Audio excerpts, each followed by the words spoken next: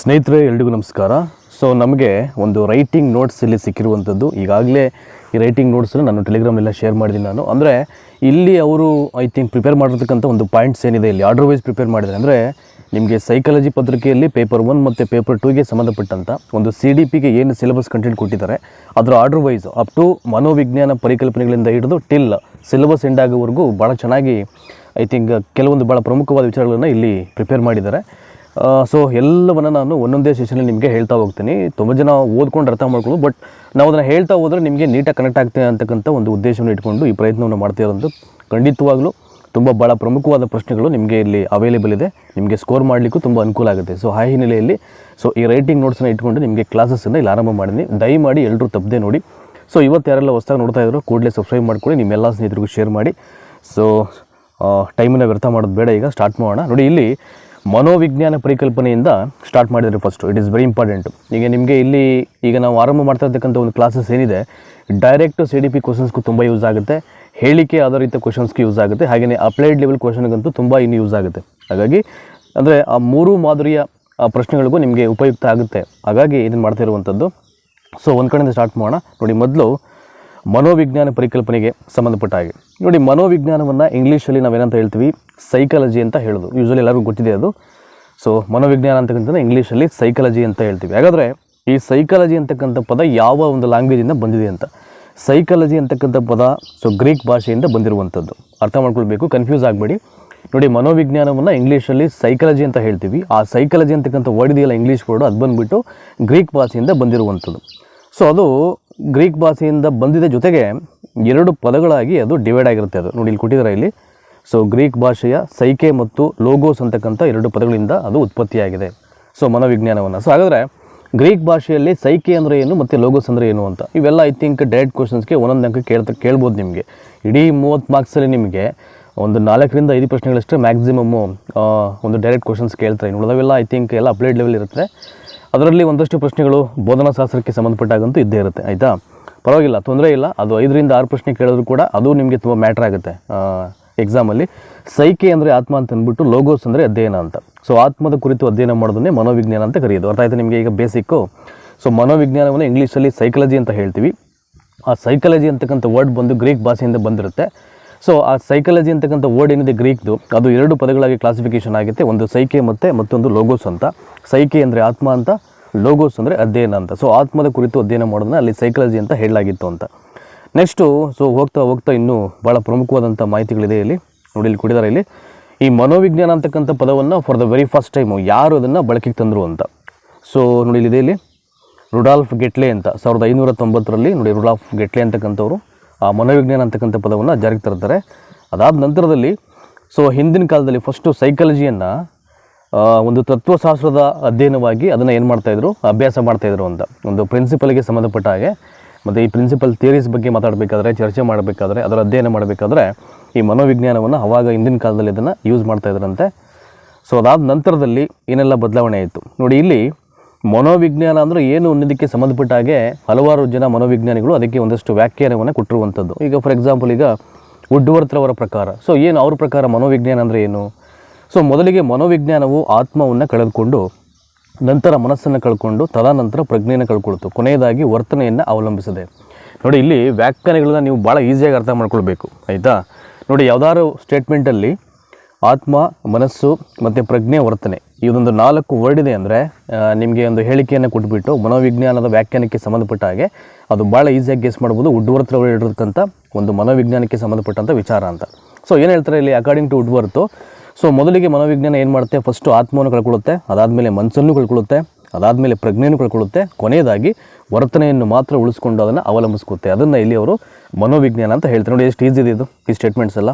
ಆಯಿತಾ, ನೆಕ್ಸ್ಟು ಮನೋವಿಜ್ಞಾನ ಸಾಗಿ ಬಂದಂಥ ದಾರಿ ಅಂತ. ನೋಡಿ, ಇಲ್ಲೆಲ್ಲ ಐ ಥಿಂಕ್ ಫಸ್ಟು ಯಾವುದ್ರ ಬಗ್ಗೆ ಅಧ್ಯಯನ ಮಾಡ್ತಾ ಇದ್ವಿ, ಅದಾದಮೇಲೆ ಏನು ಚೇಂಜ್ ಆಯಿತು ಅಂದರೆ ಬದಲಾವಣೆಗಳ ಬಗ್ಗೆ ಕೊಟ್ಟಂಥ ಒಂದು ವಿಚಾರ ಇದು. ಅಂದರೆ ಮನೋವಿಜ್ಞಾನ ಸಾಗಿ ಬಂದಂಥ ದಾರಿ.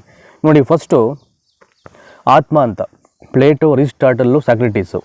ಅದಾದಮೇಲೆ ಮನಸ್ಸು ವಿಲಿಯಂ ಡಾಂಟೆ, ಪ್ರಜ್ಞೆ AB ಟಿಸ್ನರು, ವಿಲ್ಮ್ ಹೆಲ್ಮುಂಟು, ವರ್ತನೆ JB ವಾಟ್ಸನ್. ಆಯಿತಾ, ಆತ್ಮದ ಅಧ್ಯಯನ ಅಂತ ಹೇಳಿದವರು ಇಲ್ಲಿ ಸಾಕಷ್ಟು ಜನ ಇದ್ದಾರೆ. ಇಲ್ಲಿ ಪ್ಲೇಟೋ, ಅರಿಸ್ಟಾಟಲು, ಸಾಕ್ರೆಟಿಸ್ಟು.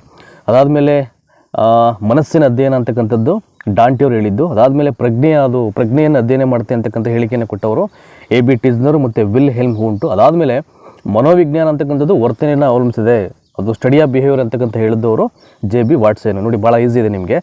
ಆತ್ಮ ಪ್ಲೇಟೋ, ಅರಿಸ್ಟಾಟಲ್ ಮತ್ತು ಸಾಕ್ರೆಟಿಸು. ಮನಸ್ಸು ವಿಲಿಯಂ ಡಾಂಟೆ. ಪ್ರಜ್ಞೆ AB ಟಿಸ್ನರ್ ಮತ್ತು ವಿಲ್ ಹೆಲ್ಮ್ ಹೂಂಟದು. ಇನ್ನು ವರ್ತನೆ ಬಂದು JB ವಾಟ್ಸನ್ ಅಂತ. ನೋಡಿ ಎಷ್ಟು ಕ್ಲಿಯರ್ ಕಟ್ಟಾಗಿ ಚೆನ್ನಾಗಿ ಬರೆದಿದ್ದಾರೆ ಇದನ್ನು, ಆಯಿತಾ. ಸೊ ಹಾಗಾಗಿ ಇದು ಮನೋವಿಜ್ಞಾನ ಸಾಗಿ ಬಂದಂಥ ದಾರಿ. ಇದು ಮೊದಲು ಆತ್ಮದ ಅಧ್ಯಯನವಾಗಿತ್ತು, ಅದಾದಮೇಲೆ ಮನಸ್ಸಿನ ಅಧ್ಯಯನ ಆಗುತ್ತೆ, ಅದಾದಮೇಲೆ ಪ್ರಜ್ಞೆ ಅಧ್ಯಯನ ಆಗುತ್ತೆ, ಅದಾದಮೇಲೆ ಕೊನೆಯದಾಗಿ ಒಂದು ವರ್ತನೆಯನ್ನು ಅಧ್ಯಯನ ಮಾಡ್ತಕ್ಕಂಥ ಒಂದು ಮನೋವಿಜ್ಞಾನ ಆಗುತ್ತೆ ಅದು, ಆಯಿತಾ. ಸೊ ಭಾಳ ಈಸಿಯಾಗಿದೆ. Will go forward. ಮನೋವಿಜ್ಞಾನದಲ್ಲಿ ಮೊದಲನೇ ಬಾರಿಗೆ ವರ್ತನೆ ಅಂತಕ್ಕಂಥ ಪದವನ್ನು ಅತಿ ಹೆಚ್ಚು ಪ್ರಚಾರಗೊಳಿಸಿದಂಥ ವ್ಯಕ್ತಿ ಯಾರು ಅಂತ 100% ನೀವೆಲ್ಲೇ ವರ್ತನೆ ಅಂತಕ್ಕಂಥ ಪದವನ್ನು ನೋಡಿದ್ರು ಕೂಡ ಅದನ್ನು JB ವಾಟ್ಸನ್ ಅವ್ರದ್ದು for the very first time introduce ಮಾಡ್ತಾರೆ ಸೈಕಾಲಜಿಯಲ್ಲಿ ಈ ವರ್ತನೆ ಅಂತಕ್ಕಂಥ ಪದವನ್ನು. ನೋಡಿ ಅದಾದಮೇಲೆ ಇಲ್ಲೊಂದು ಭಾಳ ಪ್ರಮುಖವಾಗಿದೆ. ಜಾಗೃತ ಅಂದರೆ ಪ್ರಜ್ಞೆ, ಅರೆಜಾಗೃತ ಅಂದರೆ ಅರೆಪ್ರಜ್ಞೆ, ಅಜಾಗೃತ ಅಂದರೆ ಅಪ್ರಜ್ಞೆ ಅಂತ. ನೋಡಿ ಇವೆಲ್ಲ ಕೇಳ್ಬೋದು ನಿಮಗೆ. ಅಂದರೆ ಮತ್ತೊಂದು ಹೆಸರೋದು ಸಮಾನಾರ್ಥಕ ಪದಗಳು ಅಂತ ಅಂದ್ಕೊಳ್ಬೇಕಾರೆ. ಜಾಗೃತ ಅಂದರೆ ಪ್ರಜ್ಞೆ, ಅರೆಜಾಗೃತ ಅಂದರೆ ಅರೆಪ್ರಜ್ಞೆ, ಅಜಾಗೃತ ಅಂದರೆ ಅಪ್ರಜ್ಞೆ ಅಂತ. ಪ್ರಜ್ಞೆ, ಅರೆಪ್ರಜ್ಞೆ, ಅಪ್ರಜ್ಞೆ, ಜಾಗೃತ, ಅರೆಜಾಗೃತ ಮತ್ತು ಅಜಾಗೃತ ಅಂತ ಆಗುತ್ತೆ ಇದು. ಸೊ ಈ ಮೂರರ ಬಗ್ಗೆ ಪರಿಕಲ್ಪನೆಯನ್ನು ಮೊದಲನೇ ಬಾರಿಗೆ ಯಾರು ಕೊಡ್ತಾರೆ ಅಂತ, ಇಟ್ ಈಸ್ ವೆರಿ ಇಂಪಾರ್ಟೆಂಟು. ಈಗ ಅಪ್ಲೈಡ್ ಲೆವೆಲಲ್ಲಿ ಇಂಥ ರೀತಿಯ ಪ್ರಶ್ನೆಯನ್ನು ಕೇಳೋದು.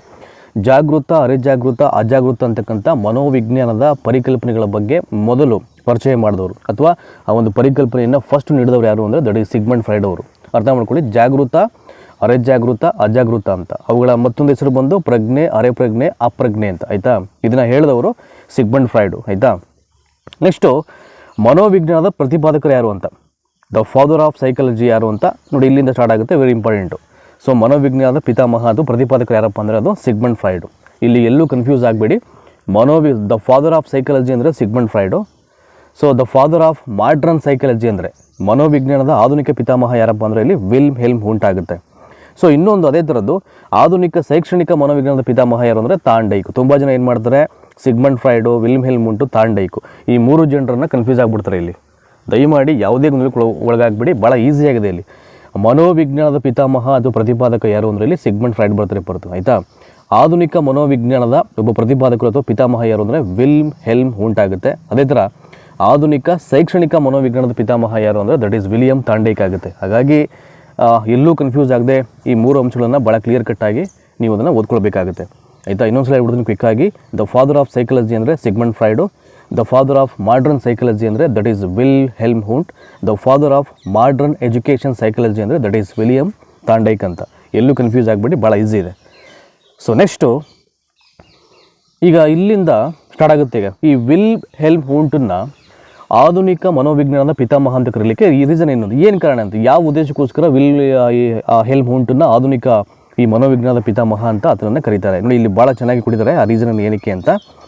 ಸೊ 1879ರಲ್ಲಿ ಜರ್ಮನಿ ದೇಶದ ಲೆಪ್ಸಿಕ್ ಅಂತಕ್ಕಂಥ ಸ್ಥಳದಲ್ಲಿ ಈತ ಪ್ರಪ್ರಥಮವಾಗಿ ಮನೋವಿಜ್ಞಾನ ಪ್ರಯೋಗಶಾಲೆಯನ್ನು ಪ್ರಾರಂಭ ಮಾಡಿದ್ದಕ್ಕಾಗಿ ಆತನನ್ನು ಆಧುನಿಕ ಮನೋವಿಜ್ಞಾನದ ಪಿತಾಮಹ ಅಂತ ಕರೀತಾರೆ. ಇನ್ ಕೇಸ್ ಅವನೇನಾದರೂ ಜರ್ಮನಿಯಲ್ಲಿ ಮನೋವಿಜ್ಞಾನದ ಒಂದು ಎಕ್ಸ್ಪೆರಿಮೆಂಟ್ ಸ್ಕೂಲನ್ನು ಐ ಥಿಂಕ್ ಪ್ರಾರಂಭ ಮಾಡದೇ ಇದ್ದರೆ ಆತನನ್ನು ಯಾವುದೇ ಕಾರಣಕ್ಕೂ ಮಾಡ್ರನ್ ಸೈಕಾಲಜಿ ಒಬ್ಬ ಪಿತಾಮಹ ಅಥವಾ ಫಾದರ್ ಅಂತ ಅವನಿಗೆ ಹೇಳ್ತಿರಲಿಲ್ಲ. ದ ಓನ್ಲಿ ರೀಸನ್ ಬಿಹೈಂಡ್ ಏನು ಕರೀತಾರೆ ಅಂದರೆ, ಸೊ 1879ನಲ್ಲಿ ಜರ್ಮನ್ ದೇಶದ ಲಿಪ್ಸಿಕ್ ಅಂತಕ್ಕಂಥ ಒಂದು ಪ್ಲೇಸಲ್ಲಿ ಅವನು for the very first time ಒಂದು ಮಾಡ್ರನ್ ಸೈಕಾಲಜಿಯ ಒಂದು ಎಕ್ಸ್ಪೆರಿಮೆಂಟ್ ಸ್ಕೂಲನ್ನು ಅವನು ಯಾವಾಗ ಆರಂಭ ಮಾಡ್ತಾನೋ ಅಲ್ಲಿಂದ ಆತನನ್ನು ಆಧುನಿಕ ಮನೋವಿಜ್ಞಾನ ಪಿತಾಮಹ ಅಂತ ಕರೀಲಿಕ್ಕೆ ಸಾಧ್ಯ ಆಗುತ್ತೆ ಅಂತ, ಆಯಿತಾ.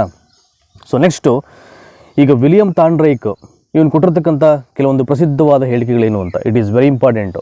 ಈ ವಿಲಿಯಂ ತಾಂಡೈಕ್ ಬಗ್ಗೆ ತುಂಬ ಪ್ರಶ್ನೆನ ಕೇಳ್ಬೋದು, ಯಾವ ರೂಪದಲ್ಲಿ ಯಾವ ಮಾದರಿಯಲ್ಲಿ ಬೇಕಾದರೂ ಕೇಳ್ತಕ್ಕಂಥ ಸಾಧ್ಯತೆಗಳು ಮತ್ತು ಅವಕಾಶಗಳು ಜಾಸ್ತಿ ಇರುತ್ತೆ. ನಿಮಗೆಲ್ಲ ಗೊತ್ತಾಗಿದೆ ಈಗ. ಸೊ ಆಧುನಿಕ ಮನೋವಿಜ್ಞಾನದ ಪಿತಾಮಹ ಯಾರಪ್ಪ ಅಂದರೆ ಅದು ವಿಲಿಯಂ ತಾಂಡೈಕ್ ಅಂತ. ಸೊ ಇವನು ಹೇಳಿರ್ತಕ್ಕಂಥ ಕೆಲವೊಂದು ಪ್ರಸಿದ್ಧವಾದ ಹೇಳಿಕೆಗಳು ಯಾವುದು ಅಂತ, ಪ್ರಚೋದನೆ ಮತ್ತು ಪ್ರತಿಕ್ರಿಯೆಗಳ ನಡುವಿನ ಸಂಬಂಧ. ನೋಡಿ ಕಲಿಕೆ ಅಂದರೆ ಏನಂತಾನೆ ಅವನು, ಪ್ರಚೋದನೆ ಮತ್ತು ಪ್ರತಿಕ್ರಿಯೆಗಳ ನಡುವಿನ ಸಂಬಂಧವನ್ನೇ ಕಲಿಕೆ ಅಂತ ಹೇಳ್ತಾನೆ. ಇದು ಮೊದಲನೇ ಹೇಳಿಕೆ. ನೋಡಿ ಇನ್ನೊಂದು, ಪ್ರಯತ್ನಗಳ ಸಂಖ್ಯೆ ಹೆಚ್ಚಾದಂತೆ ಪ್ರಮಾದಗಳ ಸಂಖ್ಯೆ ಏನಾಗುತ್ತೆ, ಕಡಿಮೆ ಆಗುತ್ತೆ. ಪ್ರಯತ್ನಗಳ ಸಂಖ್ಯೆ ಹೆಚ್ಚಾದಾಗ ಏನಾಗುತ್ತೆ, ಪ್ರಮಾದಗಳ ಸಂಖ್ಯೆ ಕಡಿಮೆ ಆಗುತ್ತೆ ಅಂತ. ಸೊ ಪ್ರಮಾದ ಅಂದರೆ ಏನು, ತಪ್ಪುಗಳು ಅಂತ ಅಲ್ವಾ. ನಾವು ಏನೇ ಹೊಸ್ದಾಗಿ ಏನಾದರೂ ಕಲಿಬೇಕಾದ್ರೆ ಪ್ರಾರಂಭದಲ್ಲೇ ಸರಿಯಾಗಿ ಕಲಿತ್ಬಿಡ್ತೀವಿ ಅಂತ ಹೇಳಲಿಕ್ಕಾಗಲ್ಲ ಅಲ್ವಾ. ಫಾರ್ ಎಕ್ಸಾಂಪಲ್ ಈಗ ಒಂದು ಸೈಕಲ್ ಕಲಿಬೇಕಾದ್ರೆ ಏನಾಗುತ್ತೆ, ಐ ಥಿಂಕ್ ನಾವು ಎದ್ದು ಬಿದ್ದು ಗಾಯ ಮಾಡಿಕೊಂಡು ಏಟ್ ಮಾಡಿಕೊಂಡು ಇವೆಲ್ಲ ಮಾಡ್ತಾ ಮಾಡ್ತಾ ಮಾಡ್ತಾ ನಾವು ಕಲ್ತ್ಕೊಳ್ತಾ ಇರ್ತೀವಿ ಅಲ್ವಾ. ಈಗ ಒಂದು ಸಲ ಹಲವಾರು ಬಾರಿ ಬಿದ್ದಾಗ ಏನಾಗುತ್ತೆ, ನಮಗೆ ಒಂದು ಕಾನ್ಸಿಯಸ್ ಕ್ರಿಯೇಟ್ ಆಗುತ್ತೆ, ಇಲ್ಲ ಈ ಸಲ ಈ ರೀತಿ ಸೈಕಲ್ ಮೇಲೆ ಕೂತ್ಕೊಳ್ಬೇಕು, ಈ ಥರ ಪೆಟ್ಲನ್ನು ತುಳಿಬೇಕಾಗುತ್ತೆ ಅಂತ. ಅವಾಗ ಏನಾಗುತ್ತೆ, ನಾವು ಮಾಡ್ತಕ್ಕಂಥ ತಪ್ಪುಗಳು ಕಡಿಮೆ ಆಗ್ತಾ ಬರುತ್ತೆ. ಆ ತಪ್ಪುಗಳನ್ನು ಕಡಿಮೆ ಆಗೋದನ್ನು ಪ್ರಮಾದಗಳು ಕಡಿಮೆ ಆಗುತ್ತೆ ಅಂತ ಹೇಳುವಂಥದ್ದು ಯಾರು? ವಿಲಿಯಂ ಥಾಂಡೈಕ್. ನೋಡಿ, ಎಲ್ಲವೂ ಭಾಳ ಈಸಿ ಸ್ಟೇಟ್ಮೆಂಟು. ಪ್ರಚೋದನೆ ಮತ್ತು ಪ್ರತಿಕ್ರಿಯೆಗಳ ನಡುವಿನ ಸಂಬಂಧವನ್ನು ಆತ ಕಲಿಕೆ ಅಂತ ಹೇಳ್ತಾನೆ. ಪ್ರಯತ್ನಗಳ ಸಂಖ್ಯೆ ಹೆಚ್ಚಾದಂತೆ ಪ್ರಮಾದಗಳ ಸಂಖ್ಯೆ ಕಡಿಮೆ ಆಗುತ್ತೆ ಅಂತ ಹೇಳ್ತಾನೆ. ಇಲ್ಲಿ ಅವನ ಪ್ರಕಾರವಾಗಿ ಪ್ರಮಾದ ಅಂದರೆ ಏನು, ತಪ್ಪುಗಳು ಅಂತ ಅರ್ಥ. ನೋಡಿ, ಎಲ್ಲವೂ ಭಾಳ ಈಸಿ ಆಗಿದೆ. ನೆಕ್ಸ್ಟು ಕ್ರೋ ಮತ್ತು ಕ್ರೋರವರ ಪ್ರಕಾರವಾಗಿ ಮನೋವಿಜ್ಞಾನ ಅಂದರೆ ಏನು ಅಂತ. ಈಗ ನಾವು ವುಡ್ವರ್ತ್ ಪ್ರಕಾರ ಮನೋವಿಜ್ಞಾನ ಅಂದರೆ ಏನು ಅಂತ ನಾವು ತಿಳ್ಕೊಂಡಿದ್ವಿ ಆಗಲಿ, ಆಯಿತಾ. ಸೊ ಫಸ್ಟು ಆತ್ಮವನ್ನು ಕಳ್ಕೊಳ್ತು, ಆಮೇಲೆ ಮನಸ್ಸನ್ನು ಕಳ್ಕೊಳ್ಳುತ್ತೆ, ಆಮೇಲೆ ಪ್ರಜ್ಞೆಯನ್ನು ಕಳ್ಕೊಳ್ಳುತ್ತೆ, ಕೊನೆಯದಾಗಿ ಅದು ವರ್ತನೆಯನ್ನು ಅವಲಂಬಿಸಿದೆ ಅಂತ ಹೇಳಿದ ಯಾರು ಅಂದರೆ ವುಡ್ವರ್ತ್. ಈಗ ಕ್ರೋ ಮತ್ತು ಕ್ರೋರವರ ಪ್ರಕಾರ ಸೊ ಮನೋವಿಜ್ಞಾನ ಅಂದರೆ ಏನು? According to Crow and Crow, what you mean by psychology? ನೋಡಿ, ಇಲ್ಲಿ ಭಾಳ ಈಸಿ ಇದೆ. ಪರಿಸರ ಮತ್ತು ಅವುಗಳ ಸಂಬಂಧಗಳ ಕುರಿತು ಅಧ್ಯಯನ ಮಾಡುವುದು ಅಂತ. ನೋಡಿ, ಇದು ಲೆಂತಿ ಸ್ಟೇಟ್ಮೆಂಟ್ ಇಲ್ಲವೇ ಇಲ್ಲ. ಪರಿಸರ ಮತ್ತು ಅವುಗಳ ಅಂತರ ಸಂಬಂಧಗಳ ಕುರಿತು ನೀವು ಸ್ಟಡಿ ಮಾಡಿದ್ರೆ ಅದನ್ನು ಇಲ್ಲಿ ಮನೋವಿಜ್ಞಾನ ಅಂತ ಹೇಳ್ತಾರೆ. ಯಾರು? ಕ್ರೋ ಮತ್ತು ಕ್ರೋ ಅಂತಕ್ಕಂಥವ್ರು. ನೋಡಿ, 2020ರಲ್ಲಿ ಈ ನೋಟ್ಸನ್ನ ಮಾಡಿರೋದು. ಪಾಪ ಅವ್ರು ಯಾರು ಕಷ್ಟಪಟ್ಟು ಮಾಡಿದರೆ ಅವರಿಗೆಲ್ಲ ಖಂಡಿತವಾಗ್ಲೂ ನಮ್ಮ ಕಡೆಯಿಂದ ಕೃತಜ್ಞತೆಗಳು, ಒಂದು ಧನ್ಯವಾದ ಇದ್ದೇ ಇರುತ್ತೆ. ಅವ್ರಿಗೆ ಒಳ್ಳೆಯದಾಗಲಿ. ಸೊ ನೆಕ್ಸ್ಟು ಶೈಕ್ಷಣಿಕ ಮನೋವಿಜ್ಞಾನ. ಸೊ ಎಜುಕೇಷನ್ ಸೈಕಾಲಜಿಯಿಂದ ಇಲ್ಲಿಂದ ಸ್ಟಾರ್ಟ್ ಮಾಡೋಣ. So what you mean by education psychology, ಅದರ ಮೀನಿಂಗ್ ಏನು, ಯಾರು ಇದ್ರ ಬಗ್ಗೆ ಏನು ಹೇಳ್ತಾರೆ, ಇದರಲ್ಲಿ ನಾವು ನೋಡ್ತಕ್ಕಂಥ ಕೆಲವೊಂದು ಪ್ರಮುಖ ಅಂಶಗಳೇನು, ಎಲ್ಲವನ್ನು ಒಂದು ಕಡೆಯಿಂದ ನಾವು ಇಲ್ಲಿಂದ ಸ್ಟಾರ್ಟ್ ಮಾಡೋಣ. ಈಗ ನೋಡಿ, ಏನು ಎಜುಕೇಷನ್ ಸೈಕಾಲಜಿ ಅಂದರೆ ಏನು? ಒಬ್ಬ ವ್ಯಕ್ತಿಯು ಹುಟ್ಟಿನಿಂದ ಸಾಯುವವರೆಗೂ ಕುರಿತ ಕಲಿಕೆಯ ಅನುಭವಗಳನ್ನು ಅಧ್ಯಯನ ಮಾಡುವ ಪ್ರತಿಕ್ರಿಯೆ ಅಂತ. ನೋಡಿ, ಭಾಳ ಸಿಂಪಲ್ ಆಗಿದೆ. ಯಾವುದೇ ಒಬ್ಬ ವ್ಯಕ್ತಿ ತಾನು ಹುಟ್ಟಿದಾಗಿಂದ ಹಿಡಿದು ಅಪ್ ಟು ಸಾಯುವವರೆಗೂ ಕುರಿತು ಕೆಲವೊಂದು ಕಲಿಕೆಯ ಅನುಭವಗಳನ್ನು ಅಧ್ಯಯನ ಮಾಡ್ತಕ್ಕಂಥ ಒಂದು ಪ್ರಕ್ರಿಯೆಗೆ ಏನಂತೀವಿ ನಾವು? ಶೈಕ್ಷಣಿಕ ಮನೋವಿಜ್ಞಾನ ಅಂತ ಹೇಳ್ತೀವಿ. ಭಾಳ ಈಸಿ ಇದೆ ಅಲ್ವಾ? ಸೊ ಆರಾಮಾಗಿ ನೀವು ನೆನಪಿಟ್ಕೊಳ್ಬೋದು. ಇಲ್ಲಿ ನಿಮಗೆ ಅದು ನಿಮ್ಮ ನೆನಪಿಂದ ದೂರ ಆಗಲಿಕ್ಕೆ ಸಾಧ್ಯ ಇಲ್ಲ. ಭಾಳ ಈಸಿ ಇದೆ. ಇಲ್ಲಿ ಯಾವುದೇ ಒಬ್ಬ ವ್ಯಕ್ತಿ ತಾನು ಹುಟ್ಟಿನಿಂದ ಹಿಡಿದು ಸಾಯೋ ತನಕನೂ ಕಲಿಕೆಯ ಅನುಭವಗಳನ್ನು ಅಧ್ಯಯನ ಮಾಡ್ತಕ್ಕಂಥ ಒಂದು ಪ್ರಕ್ರಿಯೆ ಇದೆಯಲ್ಲ, ಅದನ್ನು ಇಲ್ಲಿ ಶೈಕ್ಷಣಿಕ ಮನೋವಿಜ್ಞಾನ ಅಂತ ಹೇಳೋದು. ನೋಡಿ, ಇನ್ನೂ ಒಂದು ಮೀನಿಂಗ್ ಇದೆ. ನಿಮಗೆ ಅದು ಕಷ್ಟ ಆದರೆ ನೆನಪಲ್ಲಿ ಇಟ್ಕೊಳ್ಳಿಕ್ಕೆ, and the one more meaning is there, that is ಬೋಧನೆ ಮತ್ತು ಕಲಿಕಾ ಪ್ರಕ್ರಿಯೆಗಳಿಗೆ ಸಂಬಂಧಪಟ್ಟ ಮನೋವಿಜ್ಞಾನದ ಶಾಖೆ. ಸಿಂಪಲ್ ಆಗಿದೆ. ಇಲ್ಲಿ ಬೋಧನೆ ಮತ್ತು ಕಲಿಕಾ ಪ್ರಕ್ರಿಯೆಗಳಿಗೆ ಸಂಬಂಧಪಟ್ಟಂಥ ಒಂದು ಮನೋವಿಜ್ಞಾನ ಶಾಖೆಯನ್ನು ಇಲ್ಲಿ ಶೈಕ್ಷಣಿಕ ಮನೋವಿಜ್ಞಾನ ಅಂತ ಕರೆಯುವಂಥದ್ದು, ಆಯಿತಾ. ಸೊ ನೆಕ್ಸ್ಟು ಶೈಕ್ಷಣಿಕ ಮನೋವಿಜ್ಞಾನವು ಎರಡು ಪದಗಳ ಸಂಗಮವಾಗಿದೆ ಅಂತ ನಾವು ಆವಾಗಲೇ ಹೇಳಿದ್ವಿ. ನಾವು ಸೈಕಾಲಜಿ ಅಂತಕ್ಕಂಥ ಪದ ಎರಡು ಲ್ಯಾಂಗ್ವೇಜ್ ವರ್ಡಿಂದ ಅದು ಬಂದಿದೆ ಅಂತ. ಸೊ ಇಂಗ್ಲೀಷಲ್ಲಿ ಸೈಕಾಲಜಿ ಅಂತೀವಿ. ಆ ಸೈಕಾಲಜಿ ಅಂತಕ್ಕಂಥ ಪದ ಗ್ರೀಕ್ ಭಾಷೆಯಿಂದ ಬಂದಿರುತ್ತೆ.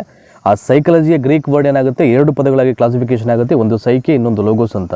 ಸೈಕೆ ಅಂದರೆ ಆತ್ಮ, ಲೋಗೋಸ್ ಅಂದರೆ ಅಧ್ಯಯನ. ಆತ್ಮದ ಕುರಿತು ಅಧ್ಯಯನ ಮಾಡಿದ್ರೆ ಅದನ್ನು ನಾವು ಸೈಕಾಲಜಿ ಅಂತ ಕರೆದ್ವಿ ಅಂತ ನಾವು ಆರಂಭದಲ್ಲಿ ತಿಳ್ಕೊಂಡ್ವಿ ಅಲ್ವಾ. ಸೊ ಅದೇ ರೀತಿಯಾಗಿ ಶೈಕ್ಷಣಿಕ ಮನೋವಿಜ್ಞಾನವು ಕೂಡ ಎರಡು ಪದಗಳಿಂದ ಸಂಗಮವಾಗಿದೆ ಅಂತ. ನೋಡೋಣ ಯಾವುದೋ ಒಂದು ಎರಡು ಪದಗಳು ಅಂತ. ಶಿಕ್ಷಣ ಮತ್ತು ಮನೋಜ್ಞಾನ ಅಂತಿದೆ ಇಲ್ಲಿ. ಒಂದು ಎಜುಕೇಷನ್ನು, ಮತ್ತೊಂದು ಸೈಕಾಲಜಿ ಅಂತ. ಶೈಕ್ಷಣಿಕ ಮನೋವಿಜ್ಞಾನ, ಅಲ್ಲಿಗೆ ಏನಾಯಿತು, ಎರಡನ್ನೂ ಕ್ಲಬ್ ಮಾಡಿದ್ರೆ ಎಜುಕೇಷನ್ ಸೈಕಾಲಜಿ ಆಗುತ್ತೆ. It simple. ಶಿಕ್ಷಣ ಮತ್ತು ಮನೋವಿಜ್ಞಾನ, education plus psychology, and we are going to called as that is education psychology. ಶೈಕ್ಷಣಿಕ ಮನೋವಿಜ್ಞಾನವು ಪ್ರಮುಖವಾಗಿ ಈ ಕೆಳಗಿನ ಅಂಶವನ್ನು ನಿರ್ಧಾರ ಮಾಡುತ್ತೆ. ಯಾವ ಅಂಶ ನಿರ್ಧಾರ ಮಾಡುತ್ತೆ? ಅದು ಮೊದಲನೇದು ಗುರಿಗಳು, ಮತ್ತೊಂದು ಸಾಧಿಸ್ತಕ್ಕಂಥ ಒಂದು ಕ್ರಿಯೆಯನ್ನು ಅದು ಇಲ್ಲಿ ನಿರ್ಧಾರ ಮಾಡುವಂಥದ್ದು. ಸೊ ನೆಕ್ಸ್ಟ್ ಗೊತ್ತಾಯಿತು ನಿಮಗೆ. ಈಗ ಶೈಕ್ಷಣಿಕ ಮನೋವಿಜ್ಞಾನ ಅಂದರೆ ಏನು ಅಂದರೆ ಒಂದಷ್ಟು ಭಾಳ ಸರಳವಾಗಿ ನಿಮ್ಗೆ ಅರ್ಥ ಆಗಿದೆ, ಸಾಕು. ಸೊ ಅಷ್ಟು ಕಾನ್ಸೆಪ್ಟನ್ನು ಸರಿಯಾಗಿ ಗ್ರಹಿಸ್ಕೊಬಿಟ್ರೆ ಅಷ್ಟು ವಿಚಾರಗಳಲ್ಲಿ ಅವರು ಹೇಗೆ ಅಪ್ಲೈಡ್ ಲೆವೆಲ್ ಕ್ವಶನ್ಸ್ ಕೇಳಿದ್ರು ಅಥವಾ ಅನ್ವಯಿಕ ಪ್ರಶ್ನೆಯನ್ನು ಕೇಳಿದ್ರು ಕೂಡ ನೀವು ಭಾಳ ಈಸಿಯಾಗಿ ಆನ್ಸರ್ ಮಾಡ್ಬೋದು, ಆಯಿತಾ. ಈಗ ಅಂತರಾವಲೋಕನ, ಇಟ್ ಈಸ್ ವೆರಿ ಇಂಪಾರ್ಟೆಂಟು. ಈ ಅಂತರಾವಲೋಕನದ ಬಗ್ಗೆ ಅಪ್ಲೈಡ್ ಲೆವೆಲ್ ಕ್ವಶನ್ಸ್ ಅಂತೂ ಸಾಕಷ್ಟು ಬಂದ್ಬಿಡುತ್ತೆ. ಇಂಟ್ರೋಸ್ಪೆಕ್ಷನ್ ಮೆಥಡ್ ಅಂತಾರೆ ಇಂಗ್ಲೀಷಲ್ಲಿ ಇಂಟ್ರೋಸ್ಪೆಕ್ಷನ್ ಮೆಥಡ್ ಅಂತ, ಅಂತರಾವಲೋಕನ ವಿಧಾನ. ನೋಡಿ, ಇಲ್ಲಿಂದ ಸ್ಟಾರ್ಟ್ ಮಾಡೋಣ. ಈಗ ಅಂತರಾವಲೋಕನ ವಿಧಾನವು ಆಂಗ್ಲ ಭಾಷೆಯ ಇಂಟ್ರೋಸ್ಪೆಕ್ಷನ್ ಎಂತಕ್ಕಂಥ ಪದದಿಂದ ಬಂದಿದೆ ಅಂತ. ನೋಡಿ, ಇಲ್ಲಿ ಇಂಟ್ರೋಸ್ಪೆಕ್ಷನ್. ಇಂಟ್ರೋ ಅಂದರೆ ಏನು? ಒಳಹೊಕ್ಕು ಅಂತ. ಸ್ಪೆಕ್ಷನ್ ಅಂದರೆ ಏನು? ನೋಡುವುದು, ಅಂದರೆ ಒಳಹೊಕ್ಕು ನೋಡುವುದು ಅಂತ. ಸಿಂಪಲ್ ಆಗಿದೆ. ಅಂತರಾವಲೋಕನ ನೋಡಿ, ಇಲ್ಲಿ ಒಳಗಿನ ಕೆಲವೊಂದು ಪ್ರಕ್ರಿಯೆಗಳ ಬಗ್ಗೆ, ಒಳಗಿನ ಕೆಲವೊಂದು ಭಾವನೆಗಳ ಬಗ್ಗೆ ನಾವೇನು ಮಾಡೋದು, ಒಳಹೊಕ್ಕು ನೋಡೋದು ಅಂತ. ಅದನ್ನು ಕುರಿತು ಏನು ನಡೀತಾ ಇದೆ, ಅಲ್ಲಿ ಏನಾಗ್ತಾ ಇದೆ, ಆ ಪ್ರಕ್ರಿಯೆಗಳ ಬಗ್ಗೆ ಒಳಹೊಕ್ಕು ನೋಡೋದು ಅಂತ ಅಷ್ಟೇ. ಇಲ್ಲಿ ಅಂತರಾವಲೋಕನ ವಿಧಾನವು ಆಂಗ್ಲ ಭಾಷೆಯ ಇಂಟ್ರೋಸ್ಪೆಕ್ಷನ್ ಅಂತಕ್ಕಂಥ ವರ್ಡಿಂದ ಬಂದಿರುತ್ತೆ. ಅದರಲ್ಲಿ ಫಸ್ಟ್ ಇಂಟ್ರೋ ಅಂದರೆ ಏನು ಅಂದರೆ ದಟ್ ಈಸ್ ಒಳಹೊಕ್ಕು ಅಂತ. ಸ್ಪೆಕ್ಷನ್ ಅಂದರೆ ನೋಡುವುದು ಅಂತ. ನೋಡಿ, ಇವೆಲ್ಲ ಎಷ್ಟು ಸಿಂಪಲ್ ಆಗಿದೆ ನಿಮಗೆ, ಇವೆಲ್ಲ ಕೇಳ್ಬೋದು ನಿಮಗೆ. ಇಂಟ್ರೋಸ್ಪೆಕ್ಷನ್ ಅಂತಕ್ಕಂಥ ಪದ, ಇದರಲ್ಲಿ ಇಂಟ್ರೋ ಅಂದರೆ ಏನು ಮತ್ತು ಸ್ಪೆಕ್ಷನ್ ಅಂದರೆ ಏನು ಅಂತ ಕೊಟ್ಬಿಟ್ಟು ನಿಮಗೆ 4 ಆಯ್ಕೆ ಕೊಡ್ಬೋದು. ಅದರಲ್ಲಿ ಭಾಳ ಈಸಿಯಾಗಿ ಹೇಳ್ಬೋದು. ಇಂಟ್ರೋ ಅಂದರೆ ಒಳಹೊಕ್ಕು ಅಂತ, ಸ್ಪೆಕ್ಷನ್ ಅಂದರೆ ನೋಡುವುದು ಅಂತ. ಅಂದರೆ ನಿನ್ನನ್ನು ನೀನು ಒಳಹೊಕ್ಕು ನೋಡುವುದಾಗಿದೆ. ನೋಡಿ, ಎಷ್ಟು ಭಾಳ ಈಸಿಯಾಗಿದೆ. ನಿನ್ನನ್ನು ನೀನು ಒಳಹೊಕ್ಕು ನೋಡುವುದಾಗಿದೆ. ಇದನ್ನು ನಾವು ಅಂತರಾವಲೋಕನ ವಿಧಾನ ಅಂತ ಹೇಳ್ತೀವಿ ಅಂತ, ಆಯಿತಾ. ಈಗ ಪ್ರತ್ಯೇಕವಾಗಿ ಮತ್ತೊಂದು ಮೀನಿಂಗ್ ಇದೆ. ಇದು ಅಂತರಾವಲೋಕನ ವಿಧಾನಕ್ಕೆ ಒಂದು ಸಪ್ರೇಟ್ ವ್ಯಾಖ್ಯಾನ ಇದಕ್ಕೆ. ಒಬ್ಬ ವ್ಯಕ್ತಿಯು ತನ್ನ ಅಂತರಂಗದ ಅನುಭವಗಳನ್ನು ಸ್ವತಃ ತಾನೇ ಒಳಹೊಕ್ಕು ನೋಡುವುದಾಗಿದೆ. ಇದಕ್ಕೆ ಅಂತರಾವಲೋಕನ ಪದ್ಧತಿ ಅಂತ ಕರಿತೀವಿ ನಾವು. ನೋಡಿ, ಯಾವುದೇ ಒಬ್ಬ ವ್ಯಕ್ತಿ ತನ್ನ ಅಂತರಂಗದ ಎಕ್ಸ್ಪೀರಿಯನ್ಸ್ನ ಅನುಭವಗಳನ್ನು ಅವ್ನಿಗೆ ಏನು ಅನಿಸುತ್ತೆ ಅದನ್ನು ಸ್ವತಃ ತಾನೇ ಒಳಹೊಕ್ಕು ನೋಡ್ತಕ್ಕಂಥ ಒಂದು ಪ್ರಕ್ರಿಯೆ, ಅದನ್ನು ಅಂತರಾವಲೋಕನ ಅಂತ ಹೇಳ್ತೀವಿ. ಇಷ್ಟೆಲ್ಲ ಆದಮೇಲೆ ಈ ಇಂಟ್ರೋಸ್ಪೆಕ್ಷನ್ ಮೆಥಡನ್ನು ಯಾರು ಪ್ರತಿಪಾದನೆ ಮಾಡ್ತಾರೆ ಅವ್ರ ಬಗ್ಗೆ ತಿಳ್ಕೊಳ್ಳಬೇಕಲ್ವ ನಾವು. ಸೊ ವಿಲ್ ಗೋ ಫಾರ್ ನೋಡೋಣ ಈಗ ಯಾರು ಇದನ್ನು ಪ್ರತಿಪಾದನೆ ಮಾಡೋದು ಅಂತ. ನೋಡಿ ಇಲ್ಲಿ AB ಟಿಸ್ನರ್ ಅಂತ ಇದೆಯಲ್ಲ, ಆ್ಯಂಡ್ ಸೊ ಈ ಅಂತರಾವಲೋಕನದ ವಿಧಾನದ ಒಂದು ಪ್ರತಿಪಾದಕರವರು AB ಟಿಸ್ನರ್. ಅಂತರಾವಲೋಕನ ವಿಧಾನವು ಎಲ್ಲ ವಿಧಾನಗಳಿಗೆ ಅತ್ಯಂತ ಪ್ರಾಚೀನ ವಿಧಾನವಾಗಿದೆ. It is very important. ನೋಡಿ ಇದನ್ನು ಒಂದು ಪ್ರಶ್ನೆ ಕೇಳ್ಬೋದು ನಿಮಗೆ, ಆಯಿತಾ. ಸೊ ಮನೋವಿಜ್ಞಾನದ ವಿಧಾನಗಳಲ್ಲಿ ಅತ್ಯಂತ ಪ್ರಾಚೀನವಾದ ವಿಧಾನ ಯಾವುದಪ್ಪ ಅಂತಂದರೆ ದಟ್ ಈಸ್ ಅಂತರಾವಲೋಕನ ವಿಧಾನ ಅಂತ ನೀವು ಭಾಳ ಈಸಿಯಾಗಿ ಹೇಳ್ಬೋದು. ಅಂತರಾವಲೋಕನ ವಿಧಾನವನ್ನು ಈ ಸಂದರ್ಭದಲ್ಲಿ ವಿಮರ್ಶೆ ಮಾಡಿಕೊಳ್ಳಬಹುದು. ನೋಡಿ ಯಾವ ಒಂದು ಡ್ಯೂರೇಷನ್ ಅಥವಾ ಯಾವ ಒಂದು ಕಾಂಟೆಕ್ಸ್ಟಲ್ಲಿ ಇದನ್ನು ನಾವು ವಿಮರ್ಶೆ ಮಾಡ್ಬೋದು ಅಂದರೆ, ಒಂದು ಅತಿಯಾಗಿ ಕೋಪಗೊಂಡಾಗ, ಸಂತೋಷವಾದಾಗ, ದುಃಖವಾದಾಗ. ನೋಡಿ ಭಾಳ ಈಸಿ ಇದೆ. ನೋಡಿ ಇಂಟ್ರೋಸ್ಪೆಕ್ಷನ್ ಮೆಥಡನ್ನು ನಾವು ಯಾವಾಗ ವಿಮರ್ಶೆ ಮಾಡ್ಕೊಳ್ಬೋದು ಅಂತ, ಜಾಸ್ತಿ ಕೋಪ ಬಂದಾಗ, ಜಾಸ್ತಿ ದುಃಖ ಆದಾಗ ಮತ್ತು ನಮಗೆ ಸಂತೋಷವಾದಾಗ, ಈ ಮೂರು ಪ್ರಕ್ರಿಯೆಯಲ್ಲಿ ಈ ಅಂತರಾವಲೋಕನ ವಿಧಾನವನ್ನು ನಾವೇನು ಮಾಡ್ಬೋದು, ವಿಮರ್ಶೆ ಮಾಡ್ಕೊಳ್ಳಿಕ್ಕೆ ಅವಕಾಶ ಇದೆ ಅಂತ. ನೆಕ್ಸ್ಟ್ ನೋಡಿ ಇಲ್ಲ ಒಂದು ಕೊಟ್ಟಿದ್ದಾರೆ ಮೀನಿಂಗನ್ನು ಅಂತರಾವಲೋಕನ ವಿಧಾನಕ್ಕೆ. ಭಾಳ ಸಿಂಪಲಾಗಿ ಹೇಳ್ಬೋದು ನೀವು. ಯಾವುದೇ ಒಬ್ಬ ವ್ಯಕ್ತಿ ಸ್ವತಃ ತಾನೇ ತನ್ನ ಅಂತರಂಗದ ಅನುಭವಗಳನ್ನು ಒಳಹೊಕ್ಕಿ ನೋಡ್ತಕ್ಕಂಥ ಒಂದು ಕ್ರಿಯೆಯನ್ನು ಅಂತರಾವಲೋಕನ ವಿಧಾನ ಅಂತ ಹೇಳ್ತೀವಿ. ಅಷ್ಟೇ ಸಿಂಪಲ್ಲು. ಇಂಟ್ರೋಸ್ಪೆಕ್ಷನ್, ಒಳಹೊಕ್ಕು ನೋಡುವುದು ಅಂತ. ಇದೇನು ತುಂಬ ಕಷ್ಟ ನಿಮ್ಗೆ ಅರ್ಥ ಮಾಡ್ಕೊಳ್ಳಿಕ್ಕೆ. ಬೇಕಾದ್ರೆ ಇನ್ನೂ ಒಂದು ಸ್ಟೇಟ್ಮೆಂಟ್ ಇದೆ ಇಲ್ಲಿ, ಅದನ್ನು ಹೇಳ್ಬಿಡ್ತೀನಿ ಈಗ ನಾನು. ಒಬ್ಬ ವ್ಯಕ್ತಿಯು ತನ್ನ ಆಂತರಿಕ ಭಾವನೆಗಳನ್ನು, ವಿಚಾರಗಳನ್ನು ಅಧ್ಯಯನ ಮಾಡ್ತಕ್ಕಂಥ ಏಕೈಕ ವಿಧಾನವಾಗಿದೆ ಅಂತರಾವಲೋಕನ ವಿಧಾನ. ನೋಡಿ ಎಷ್ಟು ವಿಷಯ ತಿಳ್ಕೊಂಡಿವಿ ನಾವು. ಈಗ ಅಂತರಾವಲೋಕನ ವಿಧಾನಕ್ಕೆ ಇಂಗ್ಲೀಷಲ್ಲಿ ಏನಂತಾರೆ ಗೊತ್ತಾಯ್ತು ನಿಮಗೆ, ಇಂಟ್ರೋಸ್ಪೆಕ್ಷನ್ ಮೆಥಡು. ಸೊ ಎರಡು ಮೀನಿಂಗ್ ಬರುತ್ತೆ, ಎರಡು ಪದಗಳು, ಒಂದು ಇಂಟ್ರೋ, ಇನ್ನೊಂದು ಸ್ಪೆಕ್ಷನು. ಇಂಟ್ರೋ ಅಂದರೆ ದಟ್ ಈಸ್ ಒಳಹೊಕ್ಕು ಅಂತ, ಸ್ಪೆಕ್ಷನ್ ಅಂದರೆ ನೋಡುವುದು ಅಂತ. ಸೊ ಅತ್ಯಂತ ಪ್ರಾಚೀನ ವಿಧಾನವೂ ಕೂಡ ಯಾವುದು ಅಂತರಾವಲೋಕನ ವಿಧಾನ. ಇದನ್ನು ಪ್ರತಿಪಾದನೆ ಮಾಡೋರು ಯಾರಪ್ಪ ಅಂದರೆ ದಟ್ ಈಸ್ AB ಟಿಸ್ನರ್ ಅವರು. ಇದನ್ನು ಮೂರು ಸಂದರ್ಭಗಳಲ್ಲಿ ವಿಮರ್ಶೆ ಮಾಡ್ಕೊಳ್ಬೋದು ಅಂತ ನಾನು ಹೇಳಿದೆ. ಮೊದಲನೇದು ಬಂದು ಸೊ ಅತಿಯಾಗಿ ಕೋಪ ಬಂದಾಗ, ದುಃಖವಾದಾಗ ಮತ್ತು ಸಂತೋಷವಾದಾಗ ಅಂತ, ಈ ಮೂರು ಪ್ರಕ್ರಿಯೆಗಳಲ್ಲಿ, ಆಯಿತಾ.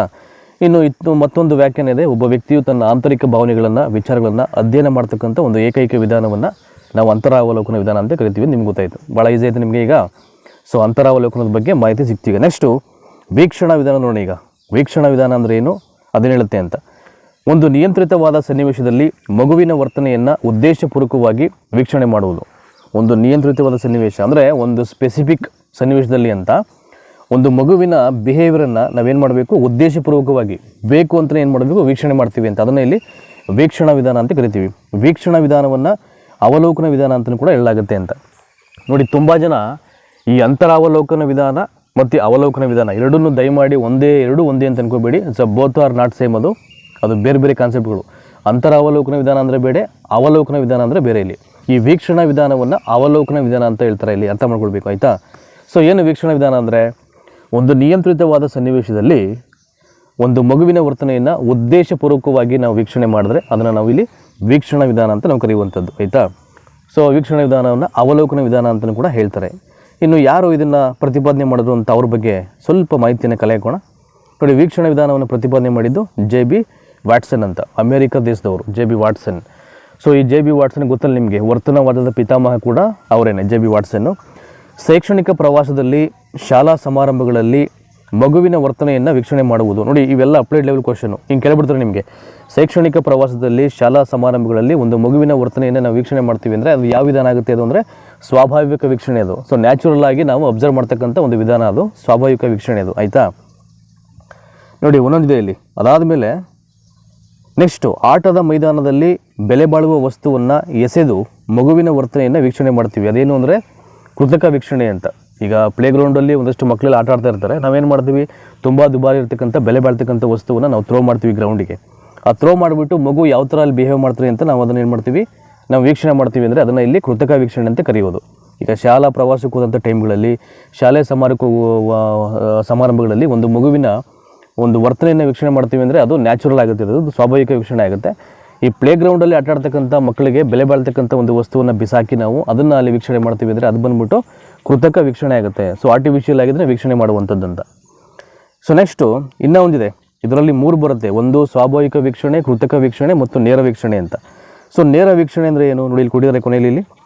ಒಂದು ನಿಯಂತ್ರಿತವಾದ ಸನ್ನಿವೇಶದಲ್ಲಿ ಮಗುವಿನ ಎದುರಿಗೆ ಕುಳಿತುಕೊಂಡು ಅವನ ವರ್ತನೆಯನ್ನು ವೀಕ್ಷಣೆ ಮಾಡುವುದು ಅಂತ. ಒಂದು ನಿಯಂತ್ರಿತವಾದ ಸನ್ನಿವೇಶದಲ್ಲಿ ಮಗುವಿನ ಎದುರಿಗೆ ಕೂತ್ಕೊಂಡು ನಾವು ಅವನ ವರ್ತನೆಯನ್ನು ವೀಕ್ಷಣೆ ಮಾಡಿದ್ರೆ ಅದು ನೇರ ವೀಕ್ಷಣೆ ಆಗುತ್ತೆ. ಅಂದರೆ ಸ್ಟ್ರೈಟಾಗಿ ಡೈರೆಕ್ಟಾಗಿ ಅದನ್ನು ಇಲ್ಲಿ ವೀಕ್ಷಣೆ ಮಾಡೋದು ಅಂತ. ನಿಮ್ಗೆ ಗೊತ್ತಾಯ್ತು ನಿಮಗೆ ಈಗ. ವೀಕ್ಷಣಾ ವಿಧಾನ ಅಂದರೆ ಏನು ಅದೇನು ಹೇಳುತ್ತೆ ಅಂತ 3 ವಿಧಗಳು ಬರುತ್ತೆ. ಸ್ವಾಭಾವಿಕ ವೀಕ್ಷಣೆ, ದಟ್ ಈಸ್ ಕೃತಕ ವೀಕ್ಷಣೆ ಮತ್ತು ನೈಜ ವೀಕ್ಷಣೆ ಅಂತ. ಸ್ವಾಭಾವಿಕ ವೀಕ್ಷಣೆ ಅಂದರೆ ಏನು ಇಲ್ಲಿ?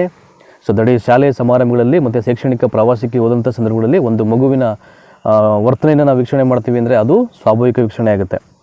ಇನ್ನು ಕೃತಕ ವೀಕ್ಷಣೆ ಅಂದರೆ ಏನು? ಪ್ಲೇ ಗ್ರೌಂಡಲ್ಲಿ ಆಟ ಆಡ್ತಾ ಇರ್ತಕ್ಕಂಥ ಮಕ್ಕಳಿಗೆ ಏನಾಗುತ್ತೆ, ಅಥವಾ ಒಂದು ಮಗುವಿಗೆ ಅದೇ ಮೈದಾನಕ್ಕೆ ನಾವು ಬೆಲೆ ಬಾಳ್ತಕ್ಕಂಥ ವಸ್ತುಗಳನ್ನು ಬಿಸಾಕ್ತೀವಿ, ಆವಾಗ ಅದರ ವರ್ತನೆಯನ್ನು ವೀಕ್ಷಣೆ ಮಾಡಿದ್ರೆ ಅದು ಬಂದುಬಿಟ್ಟು ದಟ್ ಈಸ್ ಕೃತಕ ವೀಕ್ಷಣೆ ಆಗುತ್ತೆ. ಇನ್ನು ನೇರ ವೀಕ್ಷಣೆ ಅಂದರೆ ಒಂದು ಮಗುವಿಗೆ ಎದುರಾಗಿ ಕೂತ್ಕೊಂಡು ನಾವು ಆ ಮಗುವಿನ ವರ್ತನೆಯನ್ನು ವೀಕ್ಷಣೆ ಮಾಡಿದ್ರೆ ಅದು ಇಲ್ಲಿ ನೇರ ವೀಕ್ಷಣೆ ಆಗುತ್ತೆ. ಸೊ ವೀಕ್ಷಣಾ ವಿಧಾನವನ್ನು ಯಾರು ಪ್ರತಿಪಾದನೆ ಮಾಡ್ತಾರೆ ಅಂದರೆ ದಟ್ ಈಸ್ JB ವಾಟ್ಸನ್ ಅವರು ಆ ವೀಕ್ಷಣಾ ವಿಧಾನವನ್ನು ಪ್ರತಿಪಾದನೆ ಮಾಡುವಂಥದ್ದು. ಆಯಿತಾ? ಇನ್ನೂ ಸಿಂಪಲಾಗಿ ವ್ಯಾಖ್ಯಾನ ಹೇಳಬೇಕು ಅಂದರೆ ಒಂದು ನಿಯಂತ್ರಿತ ಸನ್ನಿವೇಶದಲ್ಲಿ ಒಂದು ಮಗುವನ್ನು ಉದ್ದೇಶಪೂರ್ವಕವಾಗಿ ಆತನ ವರ್ತನೆಯನ್ನು ನಾವು ವೀಕ್ಷಣೆ ಮಾಡಿದ್ರೆ ಅದನ್ನು ಇಲ್ಲಿ ವೀಕ್ಷಣಾ ವಿಧಾನ ಅಂತ ಕರೆಯೋದು. ಈ ವೀಕ್ಷಣಾ ವಿಧಾನಕ್ಕೆ ಮತ್ತೊಂದು ಹೆಸರು ಏನಪ್ಪ ಅಂದರೆ ಅವಲೋಕನ ವಿಧಾನ. ನೋಡಿ ಎಷ್ಟು ವಿಷಯಗಳು ಭಾಳ ಸುಲಭವಾಗಿ ನಿಮಗೆ ತಿಳಿತಾ ಹೋಗ್ತಾ ಇರುತ್ತಲ್ವ. So next will go forward. ನೋಡಿ ಇಲ್ಲೊಂದು ಕೊಟ್ಟಿದ್ರೆ ಇಲ್ಲಿ ಅರೆ ನೇರ ವೀಕ್ಷಣೆ ಅಂತ ಮತ್ತೊಂದು ಕಾನ್ಸೆಪ್ಟು. ಈಗ ನಿಮಗೆ 3 ಗೊತ್ತಾಯಿತು, ಸ್ವಾಭಾವಿಕ ವೀಕ್ಷಣೆ, ಕೃತಕ ವೀಕ್ಷಣೆ, ನೇರ ವೀಕ್ಷಣೆ ಅಂತ. ಇನ್ನೊಂದು ಅರೆ ನೇರ ವೀಕ್ಷಣೆ ಅಂತಿದೆ. ಇವೆಲ್ಲ ಕೇಳ್ಬೋದು ನಿಮಗೆ. ಅರೆ ನೇರ ವೀಕ್ಷಣ ಅಂತ ಕೊಟ್ಬಿಟ್ಟು ಅದ್ರ 4 ಆಯ್ಕೆಗಳಲ್ಲಿ ಅದು 4 ಮೀನಿಂಗ್ ಕೊಡ್ಬೋದು. ಆಯಿತಾ? ಒಂದು ನಿಯಂತ್ರಿತವಾದ ಸನ್ನಿವೇಶದಲ್ಲಿ ಆಟದ ಮೈದಾನದಲ್ಲಿ ಆಡುತ್ತಿರುವ ಮಗುವಿನ ವರ್ತನೆಯನ್ನು, ಒಂದು ನಿಯಂತ್ರಿತವಾದ ಸನ್ನಿವೇಶದಲ್ಲಿ ಆಟದ ಮೈದಾನದಲ್ಲಿ ಆಡುತ್ತಿರುವ ಮಗುವಿನ ವರ್ತನೆಯನ್ನು ಕಿಟಕಿಯ ಸಹಾಯದಿಂದ ಅವನಿಗೆ ಗೊತ್ತಾಗದ ರೀತಿಯಲ್ಲಿ ವೀಕ್ಷಣೆ ಮಾಡುವುದು ಅಂತ. ಆಯಿತಾ? ನೋಡಿ ಇಲ್ಲಿ ಪ್ಲೇ ಗ್ರೌಂಡಲ್ಲಿ ಆಟ ಆಡ್ತಾ ಇರ್ತಕ್ಕಂಥ ಒಂದು ಮಗುವನ್ನು ನನ್ನನ್ನು ಯಾರು ನೋಡ್ತಾ ಇದ್ದಾರೆ ಅಂತ ಆ ಮಗುವಿಗೆ ಗೊತ್ತಾಗಬಾರ್ದು. ಆ ಮಗುವಿಗೆ ಗೊತ್ತಾಗದಿರ್ತಕ್ಕಂಥ ರೀತಿಯಲ್ಲಿ ನಾವೆಲ್ಲೋ ಕದ್ದು ಮನೆ ಒಳಗಡೆ ಒಂದು ಕಿಟಕಿಯನ್ನು ಅಲ್ಲಿ ಓಪನ್ ಮಾಡಿ ಆ ಮಗುವಿಗೆ ಗೊತ್ತಾಗದ ರೀತಿಯಲ್ಲಿ ನಾವು ಆ ಮಗುವನ್ನು ಅಬ್ಸರ್ವ್ ಮಾಡೋದು ಅಂದರೆ ವೀಕ್ಷಣೆ ಮಾಡೋದು. ಅದನ್ನು ಇಲ್ಲಿ ಅರೆ ನೇರ ವೀಕ್ಷಣೆ ಅಂತ ಕರಿತೀವಿ. ನೋಡಿ ಸಿಂಪಲ್ ಆಗಿದೆ, ಕನ್ಫ್ಯೂಸ್ ಆಗಿಬಿಡಿ, ಎಲ್ಲವೂ ಸಿಂಪಲ್ ಇಲ್ಲಿ. ಆಯಿತಾ? ಸೊ ನೆಕ್ಸ್ಟು ಮತ್ತೊಂದಿದೆ ಸಹಭಾಗಿತ್ವ ವೀಕ್ಷಣೆ ಅಂದರೆ ಏನು ಅಂತ. ಸಹಭಾಗಿತ್ವ ವೀಕ್ಷಣೆ ಒಂದು ನಿಯಂತ್ರಿತವಾದ ಸನ್ನಿವೇಶದಲ್ಲಿ ಮಗುವಿನ ವರ್ತನೆಯನ್ನು ಅಧ್ಯಯನ ಮಾಡಲು ಶಿಕ್ಷಕನು ಇಲ್ಲಿ ಒಬ್ಬ ಸದಸ್ಯನಾಗಿ ಮಕ್ಕಳ ಜೊತೆ ಬೆರೆತುಕೊಂಡು ವೀಕ್ಷಣೆ ಮಾಡುತ್ತಾನೆ ಅಂತ. ತಾನು ಒಬ್ಬ ವಿದ್ಯಾರ್ಥಿ ಅಂತ ಅಂದ್ಕೊಂಡು ಏನು ಮಾಡ್ತಾನೆ, ಆಸ್ ಅ ಟೀಚರು ಮಕ್ಕಳ ಜೊತೆ ಬೆರೆತು ಆ ಮಗುವಿನ ವರ್ತನೆಯನ್ನು ಅಲ್ಲಿ ವೀಕ್ಷಣೆ ಮಾಡ್ತಾನೆ. ಅದು ಬಂದುಬಿಟ್ಟು ಸಹಭಾಗಿತ್ವ ವೀಕ್ಷಣೆ. ಸಹಭಾಗಿತ್ವ ಅಂದರೆ ಅವ್ರ ಜೊತೆ ಸೇರಿಕೊಳ್ಳೋದು, ಅವ್ರ ಜೊತೆನೇ ಪಾರ್ಟಿಸಿಪೇಟ್ ಮಾಡಿಕೊಂಡು ತಾನು ಒಬ್ಬ ಸ್ಟೂಡೆಂಟ್ ಅಂತ ಅಂದ್ಕೊಂಡು ಅವರನ್ನು ಅಬ್ಸರ್ವ್ ಮಾಡೋದು, ಅದನ್ನು ಇಲ್ಲಿ ಸಹಭಾಗಿತ್ವ ವೀಕ್ಷಣೆ ಅಂತ ಕರೆಯೋದು. ಈ ವಿಧಾನವು ವಸ್ತುನಿಷ್ಠ ವಿಧಾನವಾಗಿದೆ. ಕೇಳ್ಬೋದು ಇದನ್ನು. ವಸ್ತುನಿಷ್ಠ ವಿಧಾನ ಯಾವುದಪ್ಪ ಅಂದರೆ ದಟ್ ಈಸ್ ಅದು ವೀಕ್ಷಣಾ ವಿಧಾನ ಆಗುತ್ತೆ. ನೋಡಿ ಎಲ್ಲವೂ ಭಾಳ ಇದ್ದೀನಿ. ಒಂದು ಸ್ವಾಭಾವಿಕ ವೀಕ್ಷಣೆ, ಮತ್ತೊಂದು ಕೃತಕ ವೀಕ್ಷಣೆ, ಮತ್ತೊಂದು ನೇರ ವೀಕ್ಷಣೆ, ಮತ್ತೊಂದು ಅರೆ ನೇರ ವೀಕ್ಷಣೆ, ಮತ್ತೊಂದು ಸಹಭಾಗಿತ್ವ ವೀಕ್ಷಣೆ ಅಂತ ಎಲ್ಲವೂ ಕೂಡ ಭಾಳ ಈಸಿಯಾಗಿದೆ. ಆಯಿತಾ? ಸೊ ನೆಕ್ಸ್ಟು ಈ ಕೆಳಗಿನ ವಿಧಾನವು ವ್ಯಕ್ತಿತ್ವದ ಅಳತೆಯಲ್ಲಿ ಇದು ಅತ್ಯಂತ ಸಹಾಯಕಾರಿ ವೀಕ್ಷಣಾ ವಿಧಾನವಾಗಿದೆ ಅಂತ. ಈ ಕೆಳಗಿನ ವಿಧಾನವು ವ್ಯಕ್ತಿತ್ವದ ಅಳತೆಯಲ್ಲಿ ಅತ್ಯಂತ ಸಹಾಯಕಾರಿ ವಿಧಾನವಾಗಿದೆ ಅಂದರೆ ಅದು ವೀಕ್ಷಣಾ ವಿಧಾನ ಅಂತ. ಆಯಿತಾ? ಸೊ ಯಾವುದೇ ಒಬ್ಬ ವ್ಯಕ್ತಿತ್ವವನ್ನು ಅಥವಾ ವ್ಯಕ್ತಿಯನ್ನು ಅಳತೆ ಮಾಡಬೇಕು ಅಂದರೆ ಈ ವೀಕ್ಷಣಾ ವಿಧಾನವನ್ನು ನಾವು ಬಹುತೇಕ ಬಳಸುವಂಥದ್ದು. ಹಾಗಾಗಿ ಭಾಳ ಸೂಕ್ತವಾದ ಮತ್ತು ಸರಳವಾದ ವಿಧಾನವಾಗಿರುತ್ತೆ ಅಂತ. ಯಾವುದು? ವೀಕ್ಷಣಾ ವಿಧಾನ. ಇದರ ಮತ್ತೊಂದು ಹೆಸರು ಅವಲೋಕನ ವಿಧಾನ. ಕನ್ಫ್ಯೂಸ್ ಆಗಿಬಿಡಿ. ಈಗ ವೀಕ್ಷಣೆ ಅಂತಕ್ಕಂಥ ವರ್ಡನ್ನ ಬಿಟ್ಬಿಟ್ಟು ಅವಲೋಕನ ವಿಧಾನ ಇದಕ್ಕೆ ಸಂಬಂಧಪಟ್ಟ ಪ್ರಶ್ನೆ ಕೇಳಿದ್ರೆ ಅದು ವೀಕ್ಷಣಾ ವಿಧಾನ ಅಂತ ನೀವು ಅರ್ಥ ಮಾಡ್ಕೊಂಡು ಆನ್ಸರ್ ಮಾಡಬೇಕು. ಆಯಿತಾ? ಸೊ ನೆಕ್ಸ್ಟ್ ಹೋಗೋಣ ಈಗ. So the one more. ಈಗ ಪ್ರಾಯೋಗಿಕ ವಿಧಾನ, ಈಗ ಎಕ್ಸ್ಪೆರಿಮೆಂಟಲ್ ಮೆಥಡ್ ಅಂತ. ಈಗ ಎಕ್ಸ್ಪೆರಿಮೆಂಟಲ್ ಮೆಥಡ್ ಅಂತ ಪ್ರಾಯೋಗಿಕ ವಿಧಾನ. ಇದು ಕೂಡ it is one of the very important. ಇದು ಮಾನವನ ವರ್ತನೆಯನ್ನು ವಸ್ತುನಿಷ್ಠವಾಗಿ, ನಿಖರವಾಗಿ, ವೈಜ್ಞಾನಿಕವಾಗಿ ಅಧ್ಯಯನ ಮಾಡ್ತಕ್ಕಂಥ ಪದ್ಧತಿಯನ್ನು ಪ್ರಾಯೋಗಿಕ ವಿಧಾನ ಅಂತ. ಭಾಳ ಈಸಿಯಾಗಿದೆ ಇದನ್ನು. ಸೊ ವಸ್ತುನಿಷ್ಠವಾಗಿ, ನಿಖರವಾಗಿ ಮತ್ತು ವೈಜ್ಞಾನಿಕವಾಗಿ ಅಂತ ಅಂದರೆ 3 ಮಾದರಿಯಲ್ಲಿ ಒಬ್ಬ ವ್ಯಕ್ತಿಯ ವರ್ತನೆಯನ್ನು ಅಧ್ಯಯನ ಮಾಡಿದ್ರೆ ನಾವು ಅದನ್ನು ಪ್ರಾಯೋಗಿಕ ವಿಧಾನ ಅಂತ ಹೇಳ್ತೀವಿ ಅಂತ. ಅಂದರೆ ಒಂದು ನಿಖರವಾದ ಅಧ್ಯಯನ ಅಂತ ಇದು. ಆಯಿತಾ? ಸೊ ನೆಕ್ಸ್ಟು ವರ್ತನವಾದಿಗಳ ಮಹತ್ವವಾದ ಕೊಡುಗೆ ಅಂದರೆ ಅದು ಪ್ರಾಯೋಗಿಕ ವಿಧಾನ ಅಂತ. It is very important. ಇದು ಮನೋವಿಜ್ಞಾನಕ್ಕೆ ವಿಜ್ಞಾನದಷ್ಟೇ ಮಹತ್ವದ ಸ್ಥಾನಮಾನವನ್ನು ತಂದುಕೊಟ್ಟಂಥ ವಿಧಾನ ಯಾವುದಪ್ಪ ಅಂದರೆ ಪ್ರಾಯೋಗಿಕ ವಿಧಾನ. ಅರ್ಥ ಮಾಡ್ಕೊಳ್ಳಿ. ಇಡೀ ವರ್ತನವಾದಿಗಳ ಒಂದು ಕಾಂಟ್ರಿಬ್ಯೂಷನ್ ಏನಪ್ಪ ಅಂದರೆ ಅದು ಪ್ರಾಯೋಗಿಕ ವಿಧಾನ ಅಂತ. ಮನೋವಿಜ್ಞಾನಕ್ಕೆ ಒಂದು ವಿಜ್ಞಾನದಷ್ಟೇ ಮಹತ್ವದ ಸ್ಥಾನಮಾನವನ್ನು ತಂದುಕೊಂಡಂಥ ವಿಧಾನ ಯಾವುದಪ್ಪ ಅಂದರೆ ಅದು ಪ್ರಾಯೋಗಿಕ ವಿಧಾನ ಆಗುತ್ತೆ ಅಂತ. ಸೊ ಇನ್ನು ಈ ಪ್ರಾಯೋಗಿಕ ವಿಧಾನದ ಪ್ರತಿಪಾದಕರು ಯಾರು ಅಂದರೆ ವಿಲ್ ಹೆಲ್ಮ್ ಹೂಂಟ್ ಅಂತ. ಆ್ಯಂಡ್ ಈ ವಾಸ್ ಫ್ರಮ್ ಜರ್ಮನಿ ದೇಶದವರು. ಈ ಎಕ್ಸ್ಪೆರಿಮೆಂಟ್ ಮೆಥಡನ್ನು ಫಸ್ಟು ಪರಿಚಯ ಮಾಡೋದು ವಿಲ್ ಹೆಲ್ಮ್ ಹೂಂಟ್ ಅಂತ. ಸೊ ಈಗ ನಿಮಗೆ ಮೀನಿಂಗ್ ಗೊತ್ತಾಗಿದೆ ನಿಮಗೆ. ಒಬ್ಬ ವ್ಯಕ್ತಿಯ ವರ್ತನೆಯನ್ನು ನಿಖರವಾಗಿ, ವಸ್ತುನಿಷ್ಠವಾಗಿ ಮತ್ತು ವೈಜ್ಞಾನಿಕವಾಗಿ ಅಧ್ಯಯನ ಮಾಡಿದ್ರೆ ಸೊ ಅದನ್ನು ನಾವು ಇಲ್ಲಿ ಪ್ರಾಯೋಗಿಕ ವಿಧಾನ ಅಂತ ಇಲ್ಲಿ ಕರೆಯಲಾಗುತ್ತೆ ಅಂತ. ಇದೆ ಅಂದರೆ ಸೈಕಾಲಜಿಯಲ್ಲಿ ವೀಕ್ಷಣಾ ವಿಧಾನ ಮತ್ತು ಅಂತರಾವಲೋಕನ ವಿಧಾನಕ್ಕಿಂತಲೂ ಹೆಚ್ಚು ನಿಖರತೆ ಮತ್ತು ಸ್ಪಷ್ಟತೆಯನ್ನು ಹೊಂದಿದೆ ಅಂತ.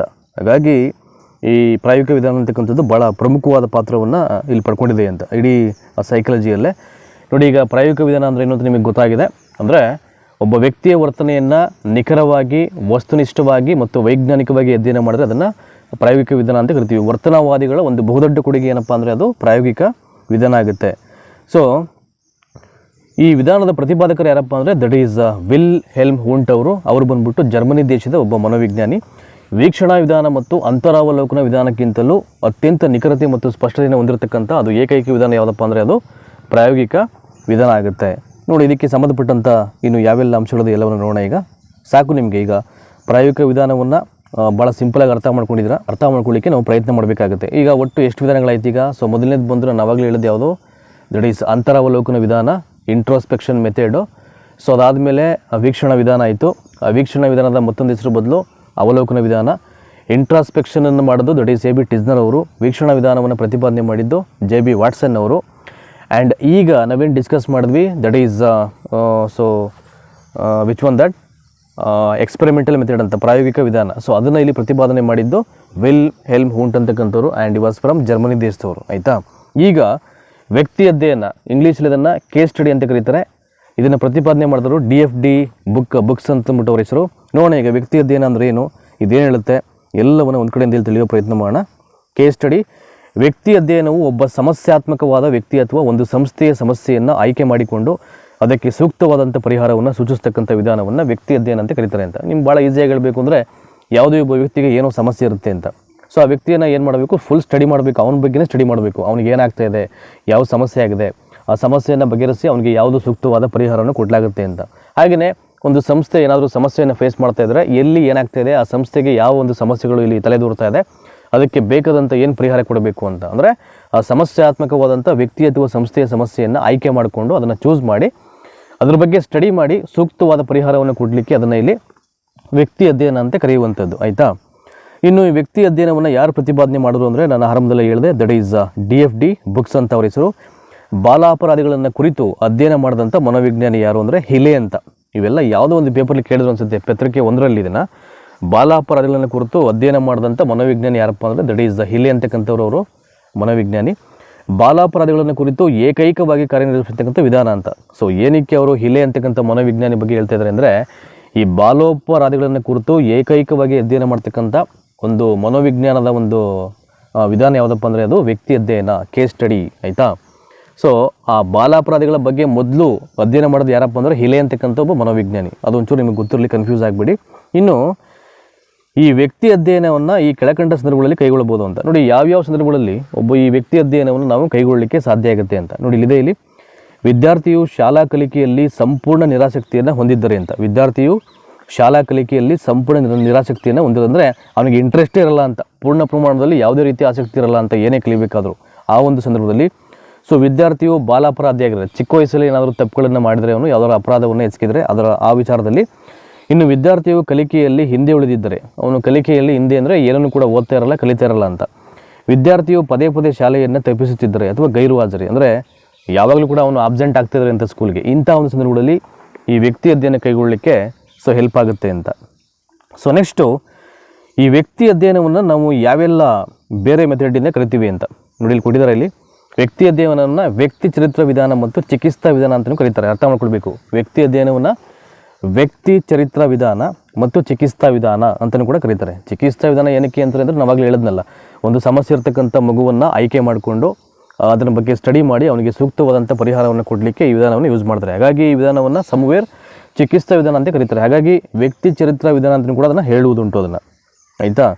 Next will go forward. ಇದಕ್ಕೆ ಸಂಬಂಧಪಟ್ಟಾಗೆ ಮತ್ತಷ್ಟು ವಿಷಯಗಳಿದೆ ಇಲ್ಲಿ ನೋಡಿ, ಇಲ್ಲಿ ಕೊಟ್ಟಿದ್ದಾರೆ. ಇಲ್ಲಿ ವ್ಯಕ್ತಿ ಅಧ್ಯಯನದಲ್ಲಿ ಕೇವಲ ಒಬ್ಬ ವ್ಯಕ್ತಿ ಅಥವಾ ಒಂದು ಸಂಸ್ಥೆಯ ಅಧ್ಯಯನ ಮಾಡುವುದಾಗಿದೆ ಅಂತ ಅರ್ಥ ಮಾಡ್ಕೊಳ್ಬೇಕು. ವ್ಯಕ್ತಿ ಅಧ್ಯಯನದಲ್ಲಿ ಕೇವಲ ಒಬ್ಬ ವ್ಯಕ್ತಿ ಅಥವಾ ಒಂದು ಸಂಸ್ಥೆಯ ಅಧ್ಯಯನವನ್ನು ಮಾಡಲಾಗಿದೆ ಅಂತ. ಇದರಲ್ಲಿ ಪ್ರಮುಖವಾಗಿ ಇಬ್ಬರು ವ್ಯಕ್ತಿಗಳು ಬರ್ತಾರೆ. ಯಾರು ಬರ್ತಾರೆ ಇಲ್ಲಿ? ಒಂದು ಪರೀಕ್ಷಕ, ಮತ್ತೊಬ್ಬ ಪರೀಕ್ಷೆಗೆ ಒಳಪಡ್ತಕ್ಕಂಥ ವ್ಯಕ್ತಿ ಅಂತ. ಪರೀಕ್ಷಕ ಅಂದರೆ ಆತನನ್ನು ಇಲ್ಲಿ ಟೆಸ್ಟ್ ಮಾಡುವನು, ಇನ್ನೊಬ್ಬ ಟೆಸ್ಟ್ಗೆ ಒಳಪಡೋನು ಅಂತ. ಪರೀಕ್ಷಕ ಮತ್ತು ಪರೀಕ್ಷೆಗೆ ಒಳಪಡ್ತಕ್ಕಂಥ ವ್ಯಕ್ತಿ ಇಲ್ಲಿ. ಇನ್ನು ಬೇರೆ ಯಾರು ಕೂಡ ಇಲ್ಲಿ ಬರುವಂಥದ್ದಲ್ಲ ಅಲ್ಲಿ ಮಧ್ಯದಲ್ಲಿ ಅಂತ.